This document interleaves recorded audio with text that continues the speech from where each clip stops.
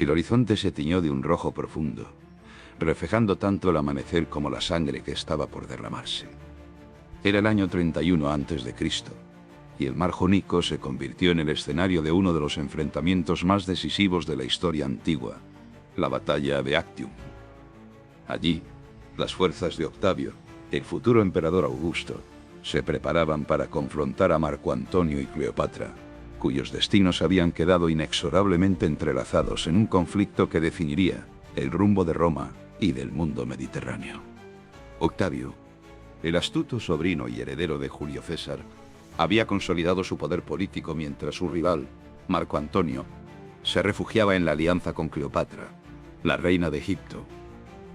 El Mediterráneo era un tablero de estrategia, y la batalla en Actium no era solo un choque de flotas, sino la culminación de años de intrigas, ambiciones y tensiones que habían marcado el final de la República Romana.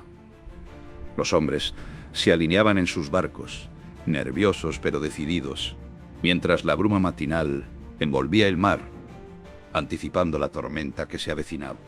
El día comenzó con un silencio inquietante, roto únicamente por el crujir de los remos y el golpear de las velas al viento. Las naves egipcias y romanas se encontraban frente a frente, unidas por la fuerza de la disciplina y la destreza naval. Marco Antonio confiaba en la superioridad numérica de su flota y en la valentía de sus marineros y soldados, mientras Cleopatra permanecía cerca, su presencia como faro de liderazgo y de destino compartido. Octavio, en cambio, confiaba en su estrategia, maniobras precisas, coordinación absoluta y la moral de un ejército que había sido forjado en la eficiencia y la lealtad. Cuando los primeros barcos se encontraron, el mar se convirtió en un laberinto de colisiones, fuego y caos. Las proas chocaban con violencia, los arqueros lanzaban sus flechas desde las cubiertas y los marineros y legionarios luchaban por cada remo, cada mástil, cada centímetro de madera. Era un combate épico, donde la astucia y la fuerza se medían simultáneamente, y donde el destino de imperios pendía de la resistencia de hombres agotados por el miedo y la gloria.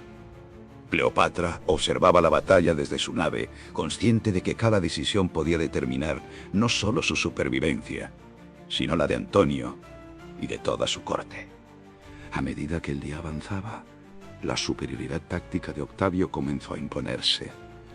Las maniobras rápidas y coordinadas de su flota desgastaron a las fuerzas de Antonio, rompiendo sus líneas y sembrando confusión entre sus barcos.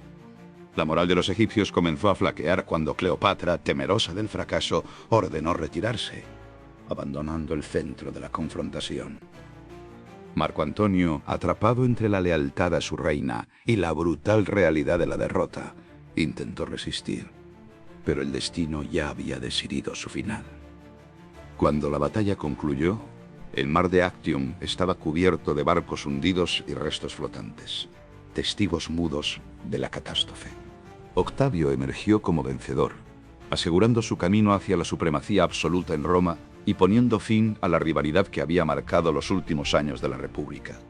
Antonio y Cleopatra huirían primero, y luego perecerían, dejando atrás la tragedia de un amor que se convirtió en leyenda y la transformación de un mundo político que se inclinaba hacia el imperio.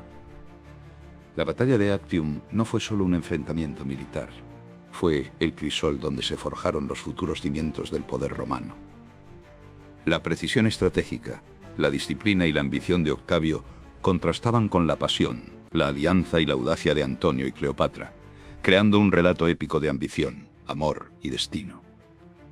A través de los siglos, Actium permanecerá como un símbolo de cómo un solo día de estrategia y coraje puede cambiar la historia del mundo, dejando un legado que resuena aún en los ecos del Mediterráneo.